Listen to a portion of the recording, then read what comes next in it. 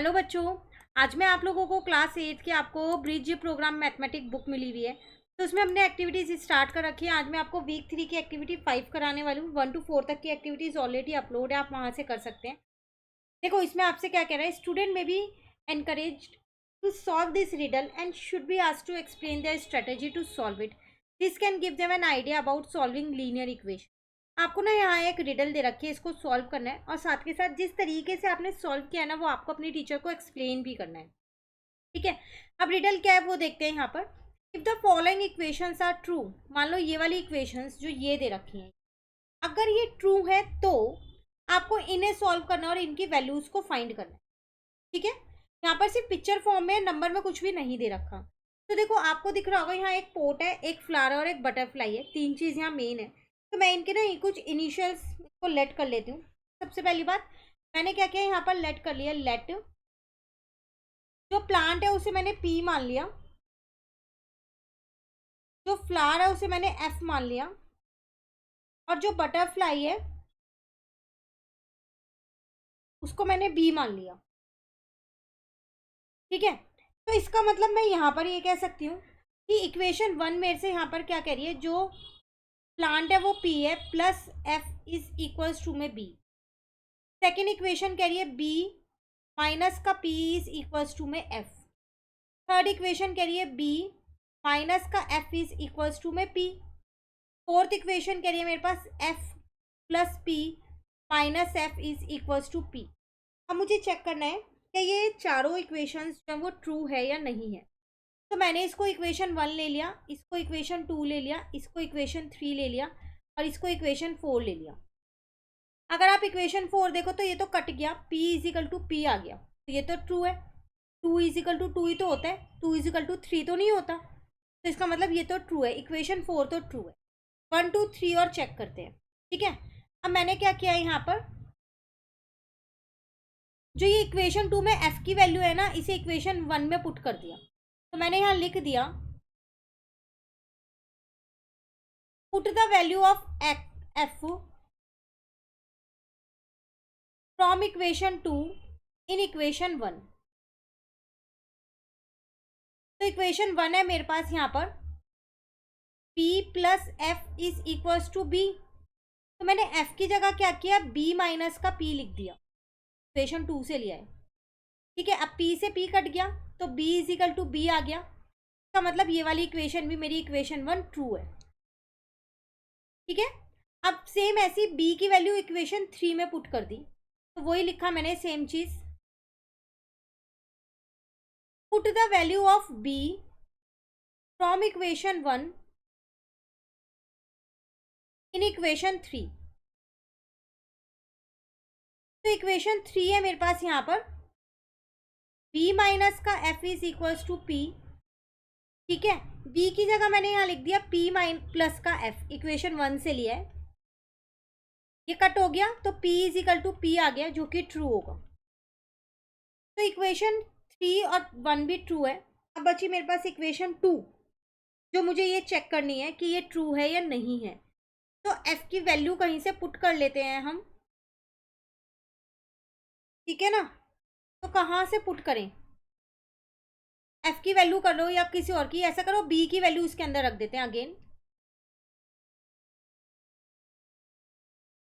Put the value of b from equation 1 in equation 2। Equation 2 में ये value रख दो। तो इक्वेशन 2 मेरे पास क्या है, b माइनस का p is equals to f, जिसमें मैंने b की वैल्यू इक्वेशन 1 से ले ली p plus F minus p ऐसी है, तो ये भी कट गया। तो f is equals to f आ गया, ये भी ट्रू है। इसका मतलब वो मुझसे यहाँ पर कह रहा था अगर ये सारी इक्वेशंस ट्रू होंगी तभी मुझे ये सॉल्व करना है। तो ये सारी इक्वेशंस ट्रू है मेरे पास, 1 2 3 और 4। तो अब हम इसको सॉल्व कर सकते हैं। तो चलो अब ये सेकेंड पार्ट को सॉल्व करते हैं हम यहाँ पर। तो मैं यहाँ लिख देती हूँ फ्रॉम सेकेंड फिगर, समझ जाना ये सेकेंड पार्ट है, या फिर सेकेंड पार्ट लिख देती। ठीक है, सबसे पहले मुझे यहाँ दे रखा है p प्लस पी माइनस का f इजिकल टू में क्या होगा ये मुझको फाइंड करना है, यही है। अब देखो p प्लस पी तो मेरे पास 2p हो जाएगा, अब माइनस का f है तो ये किसके बराबर होगा? अगर मैं किसी की वैल्यू भी सोचूं यहाँ पुट करने की तो हम वैल्यूज तो यहाँ पुट नहीं कर सकते क्योंकि हमारे को डिजिट में कुछ नहीं दिया हुआ। तो ये 2p माइनस का f, तो यही आपके पास क्या है, इसका आंसर बन जाएगा क्योंकि आप इसमें कोई वैल्यू नहीं पुट कर सकते। ठीक है, तो सॉल्व करके यही आपका आंसर है फर्स्ट वाले का। अगर मैं सेकंड वाले के लिए यहाँ पर बात करूँ तो आपको दे रखा है यहाँ पर सेकंड वाले में p माइनस का f इज इक्वल्स टू में क्वेश्चन मार्क है। अब आप अपने ऊपर की इक्वेशंस चेक कर लो, p माइनस एफ आपको कहीं नहीं मिलेगा। अगर आप f की वैल्यू भी यहाँ पुट करो तो आप क्या करोगे, यहाँ पर b माइनस पी, तो अगेन वो सॉल्व होके नहीं बन पाएगी कोई इक्वेशन, है ना। तो इसका आंसर भी हमारे पास p माइनस का f ही हो जाएगा। क्लियर। अब अगर मैं अपनी थर्ड वाली इक्वेशन देखूँ यहाँ पर, ये वाली है थर्ड, तो p प्लस एफ माइनस का b कितना होगा ये आपको बताना है। अब अगेन ऊपर से वैल्यूज देख लो, p प्लस एफ की वैल्यू थी b, तो मैंने इसकी जगह वैल्यू पुट कर दी b, तो b minus B is equal to में कितना आ गया 0, तो इसका आंसर 0 आ गया। और मैंने यहाँ पर लिख दिया कि मैंने इसे इक्वेशन 1 से लिया है।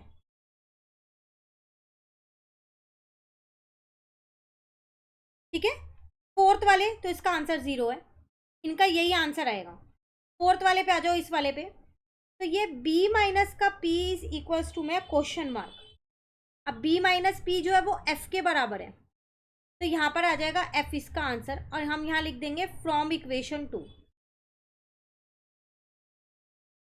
ठीक है, फोर्थ वाला तो जिसका सॉल्व हो रहा है उसको हमने इजीली सॉल्व कर दिया, उनका सॉल्व नहीं हो सकता वही आंसर है। लास्ट इस वाले पे आओ, p plus F minus P is equals to में क्वेश्चन मार्क। सॉरी, p से p तो देखो कट गया, तो f ही तो बचा, f ही इसका आंसर है। क्लियर है। आप चाहो तो इनमें वैल्यूज रख के भी कर सकते हो, डिजिट्स कोई भी आप खुद से एज्यूम कर लो कि p की वैल्यू इतनी है या फिर f की वैल्यू इतनी है या फिर b की वैल्यू इतनी है, और उसके बाद आप उनको सॉल्व करके देख लो। ठीक है ना, तो आप इनके आंसर्स निकाल सकते हो। फॉर एग्जाम्पल एक छोटा सा एग्जाम्पल मैं यहाँ पर दे रही हूँ। मैंने माना कि मेरे पास जो p की वैल्यू है ना वो जो है वो 4 है और f की वैल्यू जो है वो 2 है।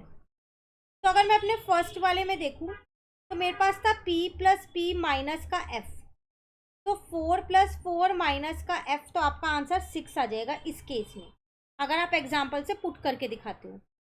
ठीक है, ऐसे ही सेकेंड वाले का आंसर आपके पास आ जाएगा p माइनस का f है, तो 4 माइनस का 2, आपका आंसर 2 आ जाएगा। थर्ड वाले का तो 0 ही था, फोर्थ वाले का f ही आंसर है,